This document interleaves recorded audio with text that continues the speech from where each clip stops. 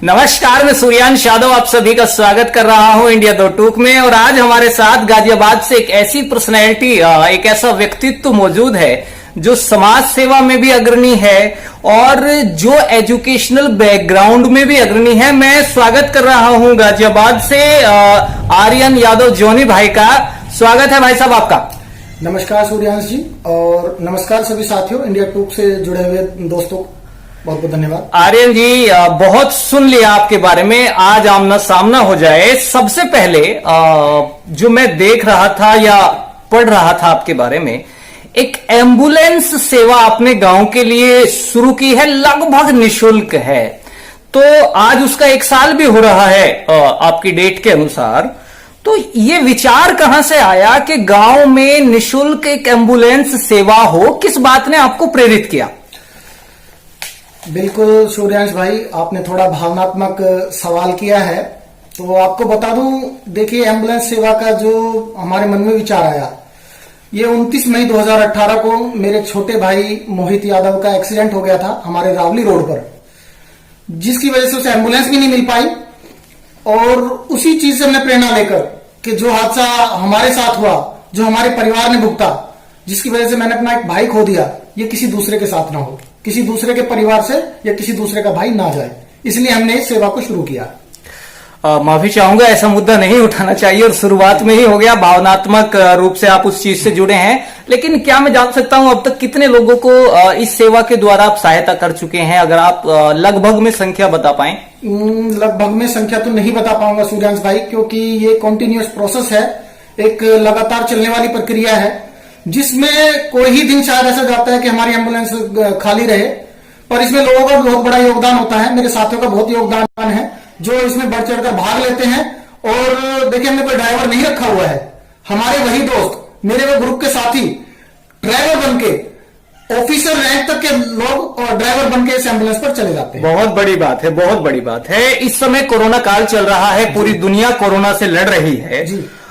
लेकिन ये दुर्भाग्य कहें देश का कि जो गांवों को संभालने वाले लोग हैं वो एक बार भी गांव को सैनिटाइज नहीं करवा पाए। ऐसे बहुत सारे गांव हैं। लेकिन आप इस समय तो आपके पास कोई पद भी नहीं है, लगभग 8 से 10 बार आपने गांव को सैनिटाइज करा दिया, अपने पैसे से करा दिया। और मैं जब पढ़ रहा था तो मैंने देखा कि आप लगातार पिछले 5-6 साल से ये काम करा रहे हैं। कोरोना अब आया, आप पहले से करा रहे हैं। कोई विशेष उद्देश्य है इस बात का? जी सूर्यांश जी, आपको बताना चाहूंगा, सबसे पहले तो देखिए, आपको सेवा करने के लिए, सेवा भाव रखने के लिए या लोगों से जुड़ने के लिए किसी पद की आवश्यकता नहीं है। दूसरा, आपको बता दूं कि हम ये कार्य 5-6 साल से कर रहे हैं। कोरोना काल अब आया तो कोरोना में तो हमने अपनी फ्रीक्वेंसी बढ़ा दी है गांव को डिसइंफेक्ट करने के लिए, लेकिन हम उससे पहले भी सैनिटाइज कराते रहे हैं गांव को, क्योंकि आप समझते हैं इस बात को, आप भी गांव की परिपाटी से जुड़े हुए व्यक्ति लगते हैं मुझे। तो कभी डेंगू आ जाता है, कभी मलेरिया आ जाता है, तो कोई ना कोई इन्फेक्शन हमेशा हमारे सर पे खड़ा रहता है। हमारी कोशिश यही रहती है कि कम से कम हम अपने गांव को ज्यादा से ज्यादा इन्फेक्शन से रहित रख सकें। बड़ी बड़ी डिग्रियां आपके पास हैं और इतनी बड़ी डिग्रियां लेकर आप एक ऐसे क्षेत्र में आ रहे हैं जिसे आजकल बहुत बहुत बहुत अच्छी नजरों से देखा जाता हो, ऐसा नहीं कहना चाहिए। राजनीति उन लोगों का खेल है आर्यन भाई जिनके पास बाहुबल है, शक्ति है, पैसा है। आपके जैसा पढ़ा लिखा इंसान राजनीति में क्यों आ गया साहब? सूर्यांश भाई, आपका सवाल बड़ा ही, जो आपका पूछने का तरीका है वो बड़ा अच्छा लगता है। लेकिन आपको बता दूं, मेरे हिसाब से तो एजुकेशन होना, डिग्री होना अच्छी बात होती है। आप देखिए, अगर आपके पास एजुकेशन है तो आप किसी भी क्षेत्र में जाएं, आप किसी भी क्षेत्र को चुने, उस क्षेत्र में आप कुछ अच्छा ही कर पाते हैं। आप में कुछ अलग से क्वालिटीज होती हैं, आपकी मैनेजमेंट क्षमता थोड़ी अच्छी होती है, डिसीजन मेकिंग पावर अच्छी होती है।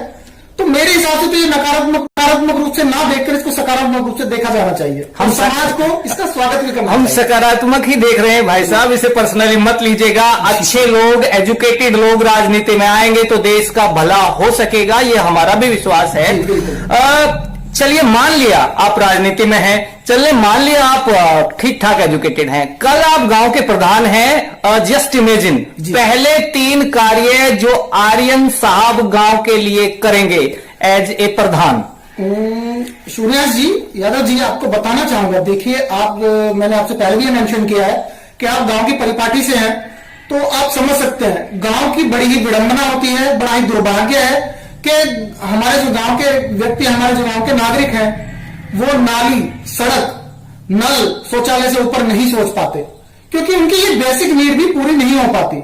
तो सबसे पहला तो मेरा ये कर्तव्य होगा कि ये नीड मैं उनकी सबसे पहले दूर करूं। जो मेरा उसके बाद मेरे जो 3 कार्य आएंगे, ये मेरा पहला कार्य नहीं है, ये मेरा बेसिक नीड कार्य है। उसके बाद मेरे 3 कार्य आते हैं। पहला, मैं अपने किसानों को सशक्तिकरण कर सकूं, अपने किसानों को मजबूत बना सकूं, उनको उन्नत खेती कराकर, और उनकी जो चीजें होती हैं, बहुत सारे ऐसे प्रोडक्ट हैं जो किसान उगाए और इंटरनेशनल मार्केट तक पहुंचा सके। तो मेरा ये मकसद होगा कि मैं अपने गांव के किसान को इंटरनेशनल मार्केट तक पहुंचा सकूं।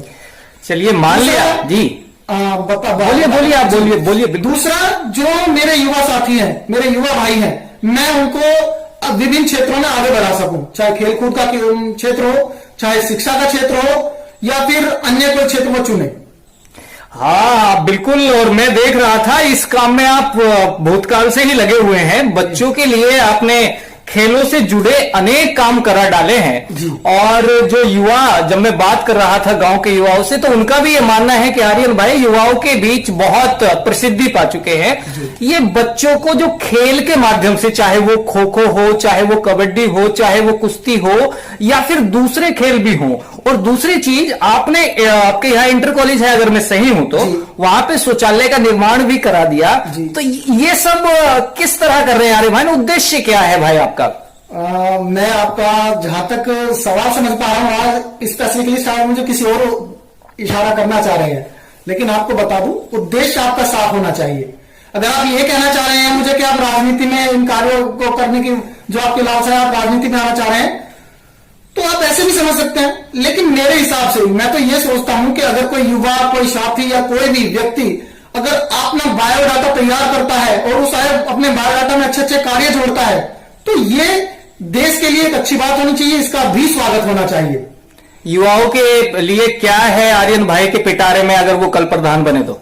युवाओं के लिए, उनके लिए एक अच्छी सोच दी जाएगी, उनको एक अच्छी विचारधारा प्रदान की जाएगी, और उनको वो चीज मुहैया कराई जाएंगी जिससे कि वो अपने भविष्य को आगे बढ़ा सके, अपने आप को एक बेहतर इंसान बना सके, चाहे शिक्षा के क्षेत्र में हो, चाहे खेल के क्षेत्र में हो, या फिर आत्मिक विकास के क्षेत्र में हो। आर्यन भाई, मैं व्यक्तिगत रूप से किसी की प्रशंसा करता नहीं हूं, लेकिन आपके विचार सुनकर लग रहा है मुझे प्रशंसा करनी चाहिए। बहुत कम लोग हैं जो आपकी तरह वैचारिक रूप से समृद्ध हैं, और अगर युवा देश का, आप जैसे लोग आकर नेतृत्व करेंगे देश का, तो कहीं ना कहीं बहुत भला हम देश का कर पाएंगे। कोई अंतिम संदेश आप हमारे व्यूअर्स को देना चाहते हो, या उन युवाओं को देना चाहते हो जो आपकी तरह समाज को लीड करना चाहते हैं? बिल्कुल, मैं यही कहना चाहूंगा कि निरंतर प्रयास करते रहिए, सफलता आपको जरूर मिलती है, और सफलता मिले ना मिले, आप कुछ ना कुछ तो जरूर पाते हैं। दूसरा, आप एक बात और ध्यान रखिए, हर व्यक्ति में बुराई भी होती है, अच्छाई भी होती है। हर व्यक्ति ने अच्छे कार्य भी किए हैं, बुरे भी कार्य भी किए हैं। मैं स्वयं में वो व्यक्ति हूं जो आदमी की अच्छाई पर ज्यादा ध्यान देता है, बुराई पर कम। तो आप भी अपने अंदर की अच्छाई को पहचानिए, अपने अंदर की अच्छाई को बाहर लेकर आइए, और कोशिश करिए कि आप समाज के लिए जितने ज्यादा से ज्यादा अच्छा कर सके उतना करते रहिए, क्योंकि आप ही देश की लीड हो, आप ही इस देश को आगे लेके बढ़ोगे। अगर आप एक अच्छे इंजीनियर बनते हैं, एक अच्छे डॉक्टर बनते हैं, एक अच्छे खिलाड़ी बनते हैं, तो ही आप देश का नाम रोशन कर पाएंगे, अपना नाम रोशन कर पाएंगे, अपने परिवार का नाम रोशन कर पाएंगे। मेरा यही संदेश है। बहुत बहुत धन्यवाद। और आपने तो गंगा स्नान करा दिया अंतिम वाक्यों से अपने। बहुत अच्छे विचार हैं। मैं अभी के लिए धन्यवाद कर रहा हूं, समय की बंदिशें हैं, वरना आपसे लंबी चर्चा करने की इच्छा थी। और बहुत बहुत धन्यवाद इंडिया दो टूक से बात करने के लिए आर्यन भाई। बहुत बहुत धन्यवाद सुधांशु यादव जी, बहुत बहुत धन्यवाद इंडिया टूक के दर्शकों का।